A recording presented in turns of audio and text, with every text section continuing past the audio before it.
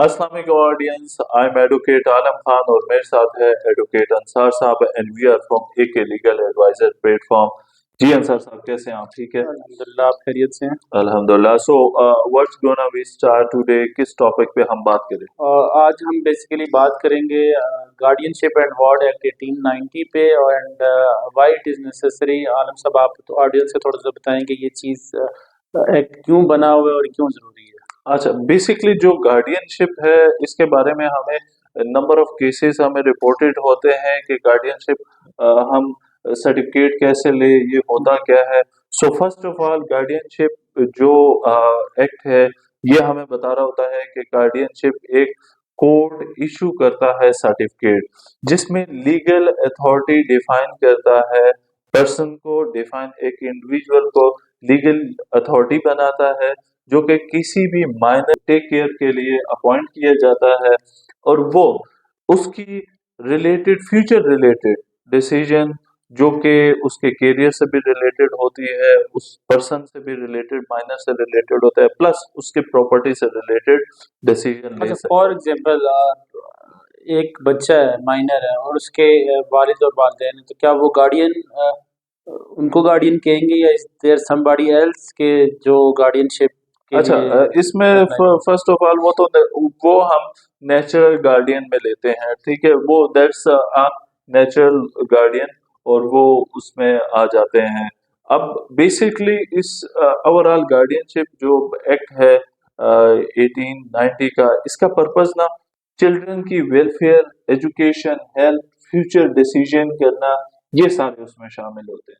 जिस तरीके से आपने बात की नेचुरल गार्डियन पे, ऑब्वियसली एक वालिदैन है, अपने बच्चों के लिए उन्होंने अच्छा ही तालीम तरबियत सेहत देनी है, तो इज इट नेसेसरी कि उनको गार्डियनशिप का सर्टिफिकेट अदालत से लेना पड़ेगा। अच्छा, उसमें ये होता ये है, जिस तरह फादर है, आफ्टर डेथ ऑफ फादर खुदा खास्ता मदर को गार्डियनशिप जो सर्टिफिकेट है वो लेना पड़ता है, because now she will be acting as a guardian of that child और उसकी तमाम डिसीजन उसके प्रॉपर्टी से रिलेटेड, सेल्फ जो माइनर है उस बच्चे से रिलेटेड, उस डिसीजन में उनको काम देंगी। And what if in a case अगर हम अल्लाह ना करे, अगर ऐसे मामलात भी हो जाते हैं बाज़ अज़ा कि माँ बाप की अचानक डेथ हो गई, तो बच्चे जो हैं वो अगेन या तो नाना नानी या अगेन ग्रैंडफादर जो होते हैं, ग्रैंड मदर के रहम करम पे रह जाते हैं, तो इन दैट केस उनके गार्डियन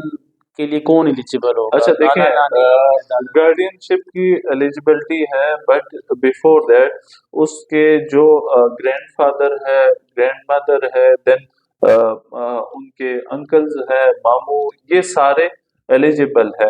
बट उस एलिजिबिलिटी का एक क्राइटेरिया है जिसको उनको फुलफिल करना है। फॉर एग्जांपल, एक मुस्लिम चाइल्ड के लिए उसका मुस्लिम ही कोई गाइडेंस सामने आ सकता है जो गाइडेंसशिप के लिए अप्लाई कर सकता है। देन उसको मेंटली फिट होना जरूरी है, देन फिजिकली भी फिट होना जरूरी है, देन उस बंदे का स्टेबल फाइनेंशियल स्टेबिलिटी भी होनी चाहिए और द मोस्ट इम्पोर्टेंट थिंग कि उसका जो मॉरल करेक्टर है वो बहुत अच्छा होना चाहिए, रिस्पेक्टफुल एक सोसाइटी में उसका नाम होना चाहिए।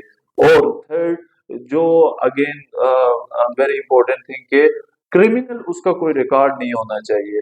सो ऐसे तमाम ये एलिजिबिलिटी क्राइटेरिया फुलफिल करने के बाद वो अप्लाई कर सकता अच्छा, है। एग्जैक्टली आलम साहब, आपने ये तो बेसिकली एलिजिबिलिटी बताई कि कौन बंदा एलिजिबल हो सकता है और ये टर्म एंड कंडीशन थी कि ये चीज़ें अगर उसमें होंगी तो ही और she is eligible for that guardianship. लेकिन ये अपॉइंट कौन करता है। अच्छा, इसके लिए डेफिनेटली एक पूरा प्रोसीजर है।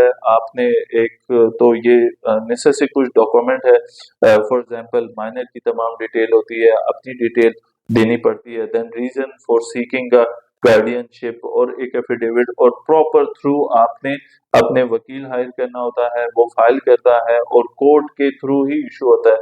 जिस तरह मैंने शुरू में आपको बताया कि it's a court issue document, तो वो कोर्ट की तरफ से ही आता है।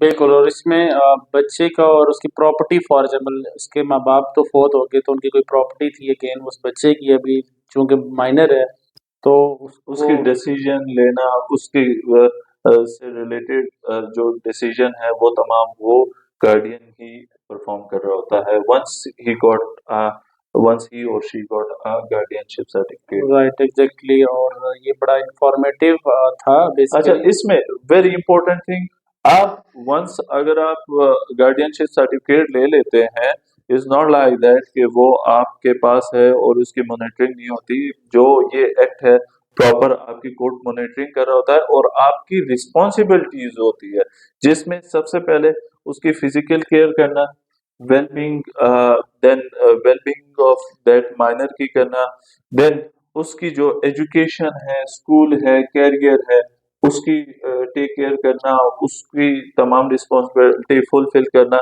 रिलीजियस एंड सोशल अपब्रिंगिंग उसकी करना, ये उसमें शामिल है।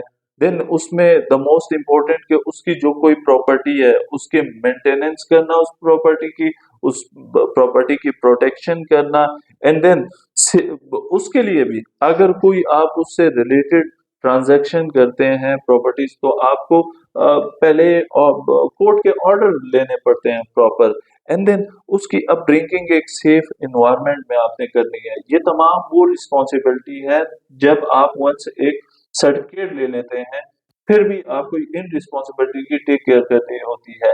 In case of violation of this responsibility, आपका ये जो सर्टिफिकेट गार्डियनशिप है वो कैंसिल भी हो सकता है। In any case it has been reported कि आप इन तमाम चीजों की वायलेशन कर रहे हैं। बिल्कुल। और आलम साहब, it was really amazing topic, जिसमें बाम के लिए एक बड़ा ज़बरदस्त मैसेज था कि वो अपॉइंट कौन जो हैं वो ऐसा गार्डियन अपॉइंट हो सकते हैं, और ऑन व्हाट बेसिस और टर्म्स एंड कंडीशंस ही और शी कैन अप्लाई और एलिजिबल फॉर दैट। तो ये बड़ा ज़बरदस्त मैसेज था। तो इंशाल्लाह इसी तरह नए टॉपिक के साथ हम फिर मिलेंगे।